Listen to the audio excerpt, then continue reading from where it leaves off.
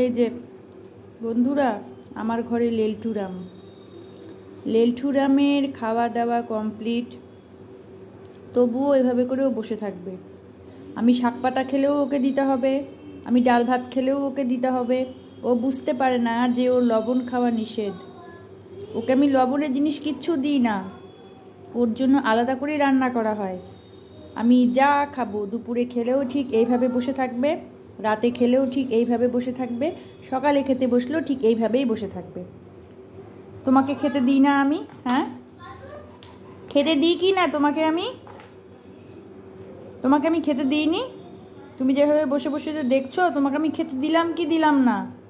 বুবলু, তুমি খেলা কি খেলা না? এগুলো যে লবণ, তুমি জানো না যে লবণের জিনিস খেলে পরে স্কিনে, যে তোমার যে স্কিন খারাপ হয়ে যাবে, আরও বেশি করে লোম উঠবে।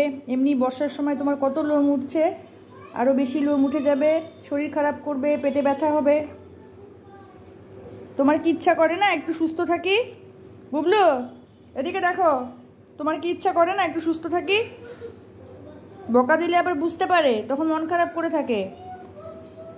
এদিকে দেখো, এই যে নাও, এই যে দেখো, এদিকে দেখো, এই যে নাও, এই যে দেখো, এই যে না, লেজ নাড়লে হবে না। তুমি তুমি যাবা? চলো চলো চলো চলো চলো চলো চলো।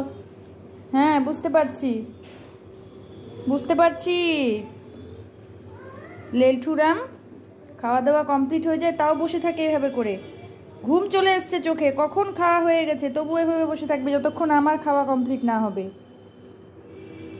এই হলো ওর দুষ্টুমির ভিডিও। ঠিক আছে বুবলু, এই যে গুড নাইট করো সবাইকে, বলো গুড নাইট।